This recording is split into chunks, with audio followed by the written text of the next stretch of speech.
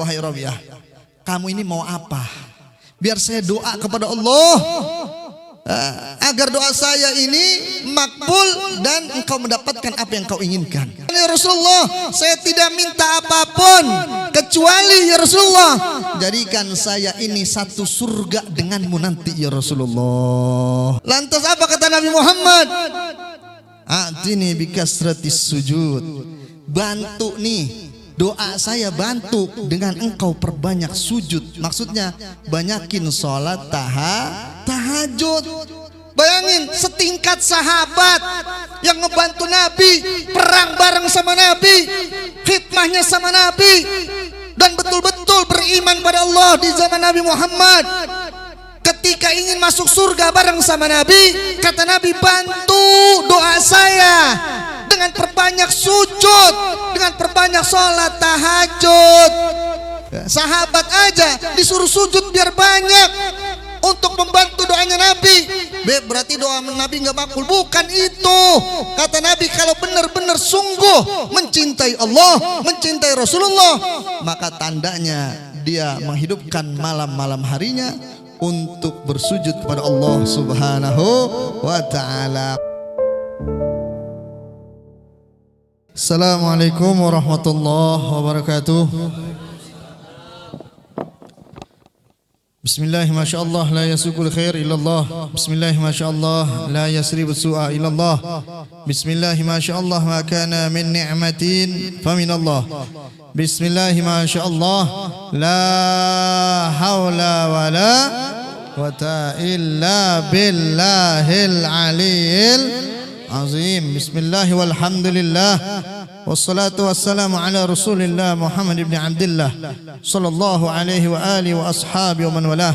La haula wala quwwata illa billahil aliyil azim. Alhamdulillah rabbil alamin. Malam hari ini kita berkumpul lagi, bermuajahah dalam rangka mencari ridhonya Allah Subhanahu wa ta'ala. Semoga apa yang tadi kita bacakan semua diterima oleh Allah. Amin atuh. Diberikan kita kemudahan urusan dunia kita, urusan agama kita, urusan akhirat kita, dan juga yang kita doakan orang tua kita, guru-guru kita, saudara kita yang telah meninggal dunia, mendapatkan dalam kuburnya raudhah min riyadil jannah, diterangi dalam kuburnya, dilapangkan dalam kuburnya, diberikan rizki dalam kuburnya, diberikan angin sejuk dalam kuburnya, diberikan tentang tempatnya di surga bersama Sayyidina Muhammad sallallahu alaihi wasallam. Amin ya Allah ya rabbal alamin. Para jamaah sekalian, sedikit akan kita bahas yakni perintah Allah Subhanahu wa taala, di mana Allah Subhanahu wa taala yang telah memberikan kita nikmat iman, nikmat Islam. Allah katakan dalam firman-Nya, balillahu yamunu alaikum an hadakum lil iman in kuntum shadiqin. Dialah Allah Subhanahu wa taala yang memberikan kalian iman apabila kalian orang-orang yang yakin kepada Allah. Jadi iman yang Allah kasih bukan lantaran kita yang nyari, bukan lantaran kita yang berusaha, bukan. Akan tetapi Allah yang berikan iman tersebut agar kita bisa tunduk dan patuh kepada Allah Subhanahu wa ta'ala. Maka Allah Subhanahu wa ta'ala memerintahkan kita dengan berbagai macam amal ibadah, dari yang wajib kemudian sampai kepada yang sunnah-sunnahnya yang dicontohkan oleh Nabi Muhammad sallallahu alaihi wasallam. Allah Subhanahu wa ta'ala berfirman bahwasannya diperintahkan kita umatnya Nabi Muhammad untuk ikuti Nabi Muhammad. Allah mengatakan wa minal laili fatahajjad bihi, dan di sebagian malam bertahajudlah kalian, yakni salat malam. Wabil ashar hum yastaghfirun, kata Allah, dan di sebagian malam mereka orang-orang yang soleh itu beristighfar kepada Allah Subhanahu wa ta'ala. Pertanyaannya, ya, di sini tahu nggak tahajud? Tahu nggak? Tahu tuh? Tahu nggak? Yang benar. Ya, pertanyaan kedua setelah tahu tahajud, kira-kira tahajud kagak? Hah? Jadi tahu doang? Tahu dari kecil pasti tahajud mah, betul? Betul. Tapi dilaksanain mah ya kagak. Kecuali mungkin pas lagi kepepet loba hutang. Betul atau betul? Oh, hidup lagi kacau, baru tahajud. Beres kacaunya, tahajudnya beres. Benar atau benar? Biasanya begitu, betul? Betul. Dikatakan dalam riwayat Abdullah ibn Umar, beliau ini salah satu anaknya Sayyidina Umar. Ya. Kalau ba'da subuh banyak sahabat Nabi ini datang kepada Rasulullah. Dia menceritakan bagaimana mimpinya semalam agar bisa ditafsirkan oleh Nabi Muhammad SAW. Ya, kadang-kadang banyak sahabat, ya Rasulullah semalam saya mimpi ini, saya mimpi itu, saya mimpi ini, saya mimpi itu. Sehingga Abdullah bin Umar ini pengen banget mimpi, ya, sampai pengen banget gitu mimpi agar bisa mimpinya diceritakan kepada Rasulullah SAW. Sampai-sampai apa? Beliau ini sengaja tidur malam-malam ini, pengen tidur biar mimpi. Biar minimal ada yang ditanyain kepada Nabi Muhammad sallallahu alaihi wasallam. Maka suatu ketika beliau pun memaksakan tidur malam harinya agar bisa bermimpi. Sampailah satu saat beliau mimpi. Ternyata mimpinya beliau ini enggak seindah yang beliau inginkan, saudara. Beliau mimpi apa? Mimpi jalan sebelah kiri ini menuju api, jalan sebelah kanan menuju api. Sehingga beliau ini malu mau nanya sama Nabi. Ini kayaknya mimpinya nih nggak bener nih kayaknya. Sehingga beliau datang kepada Siti Hafsah, kakak beliau, yang menjadi istri Nabi Muhammad sallallahu alaihi wasallam. Wahai kakak, saya ini pengen buat mimpi sebenarnya.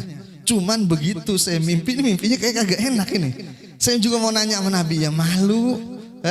Coba tanyain lah sama Rasulullah tentang mimpi saya ini katanya. Sehingga apa? Siti Hafsah ini datang kepada Nabi Muhammad dan mengatakan tentang mimpinya tersebut. Lalu apa yang dikatakan oleh Nabi Muhammad? Beliau mengatakan, alangkah bagusnya itu Abdullah bin Umar kalau dia yakni terjaga di malam hari, jangan berharap mimpi tapi bertahajud kepada Allah Subhanahu wa taala. Sehingga kata Nabi, enggak penting juga mau mimpi apa, yang penting bangun malam hari untuk bertahajud pada Allah Subhanahu wa taala.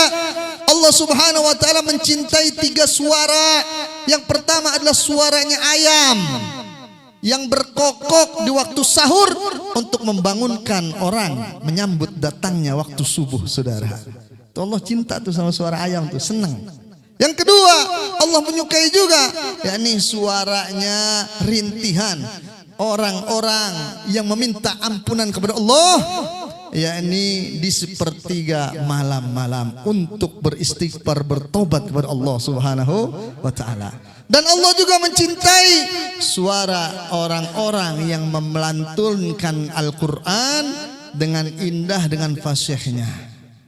Nah, ya, kalau ayam, ya kita bukan ayam.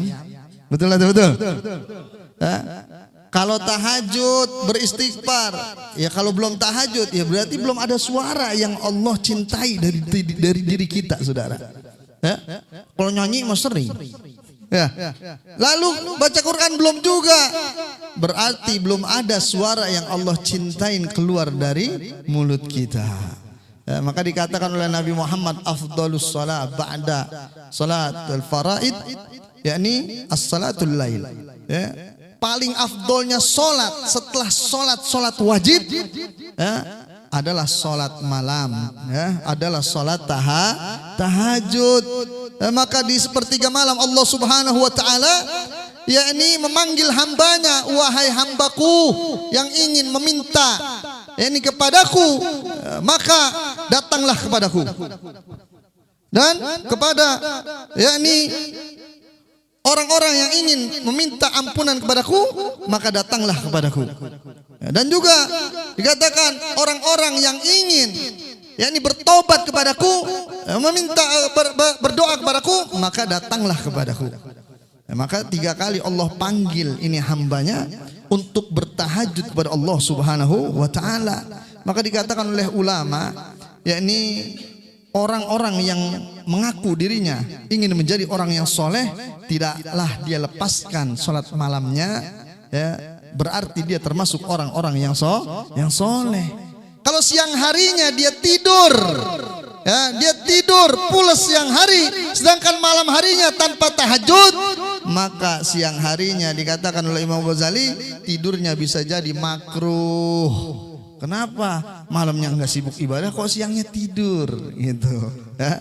Maka hendaknya jadikanlah ini tahajud, saudara, ya, mulai keluar dari majlis ini niatkan oleh diri kita.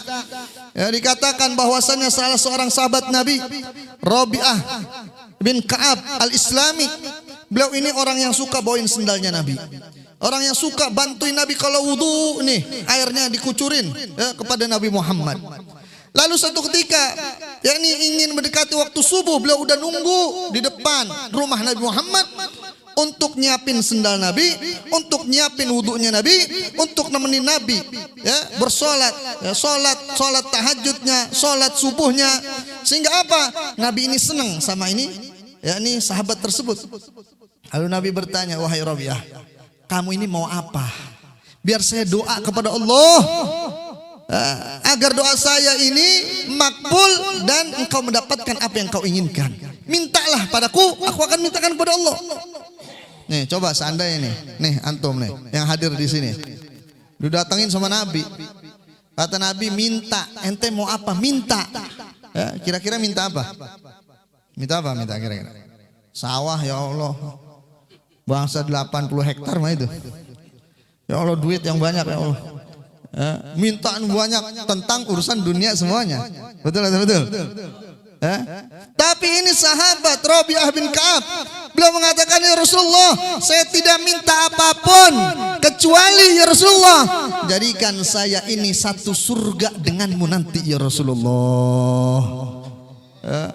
Lantas apa kata Nabi Muhammad? A'tini bikasratis sujud. Bantu nih, doa saya bantu dengan engkau perbanyak sujud. Maksudnya banyakin sholat tahajud. Bayangin setingkat sahabat yang ngebantu Nabi, perang bareng sama Nabi, khidmahnya sama Nabi, dan betul-betul beriman pada Allah di zaman Nabi Muhammad. Ketika ingin masuk surga bareng sama Nabi, kata Nabi, bantu doa saya dengan perbanyak sujud, dengan perbanyak sholat tahajud. Kita yang hadir majlis seminggu sekali, ya tahajud kadang-kadang doang.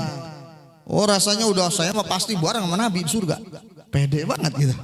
Ya, sahabat aja disuruh sujud biar banyak untuk membantu doanya Nabi.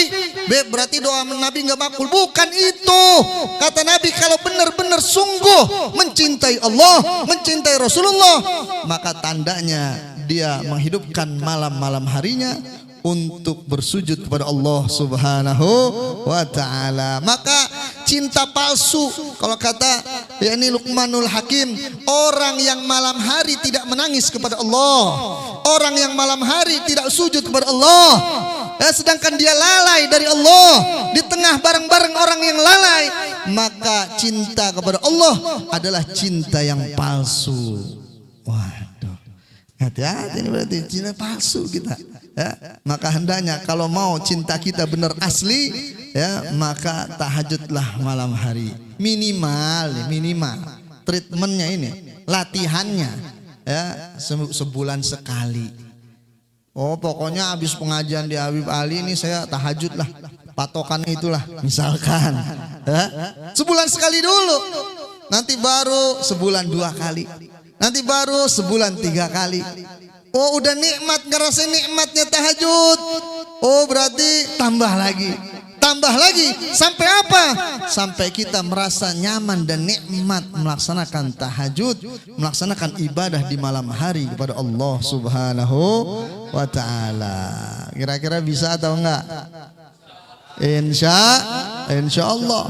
ya, maka hendaknya jadikan, niatkan diri kita ini, niatin dalam hati kita ini, keluar dari majlis, ya Allah saya pengen ya Allah, dijadikan orang-orang yang senantiasa selalu mengerjakan tahajud di malam hari kepadamu dan beristighfar di malam hari kepadamu ya Allah. Berbagai macam kisah yang dikisahkan oleh para ulama, bahwasannya ada beberapa ulama yang kalau malam hari ini bangun malam hari begitu ngantuknya, beliau paksain, semakin ngantuk semakin nikmat menurut beliau ini beribadah kepada Allah. Kita kan enggak, ya enggak, semakin ngantuk semakin nikmat tidurnya.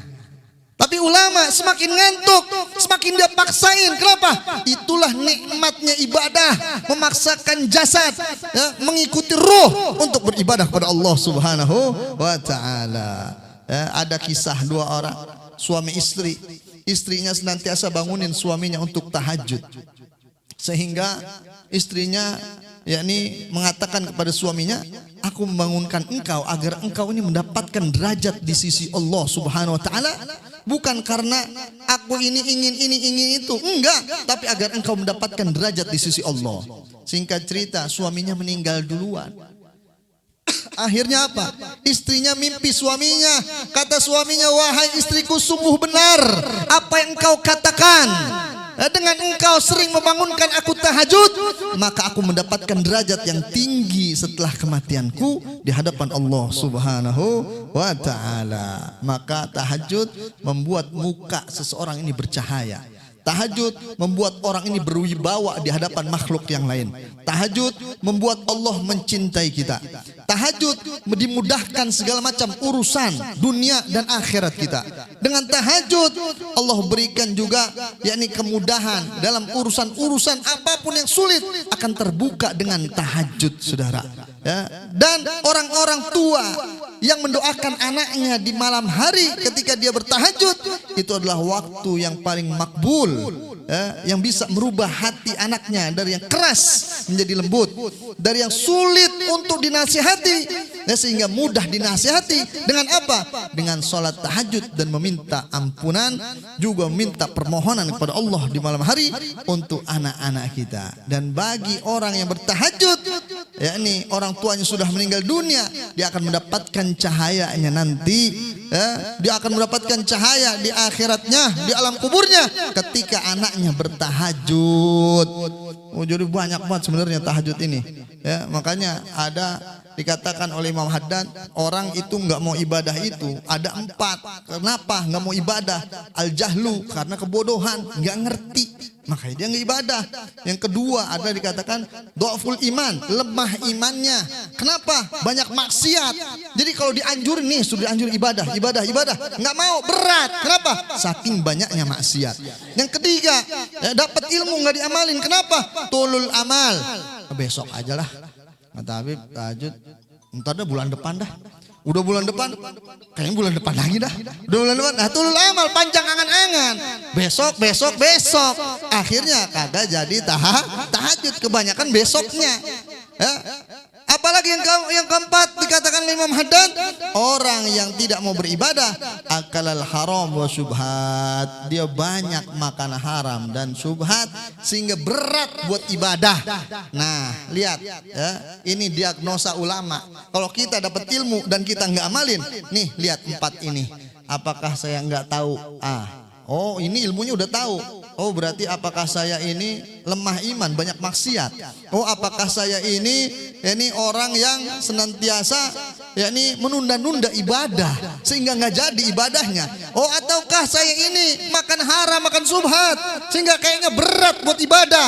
Kenapa orang-orang soleh kok mudah, kok kita berat? Oh itu dia diagnosanya tuh 4 itu. Maka mudah-mudahan yang sedikit ini ada manfaatnya. Semoga Allah panjangkan umur kita, Allah sehatkan badan kita, Allah berikan kita rizki ilmu yang manfaat, dan Allah berikan kita kemudahan untuk bertahajud, untuk kita beristighfar, untuk kita mohon ampun, untuk kita bertobat kepada Allah Subhanahu wa taala, dan semoga Allah matikan kita nanti dalam keadaan husnul khatimah. Amin ya Allah ya rabbal alamin. Billahi taufiq wal hidayah. Assalamualaikum warahmatullahi wabarakatuh.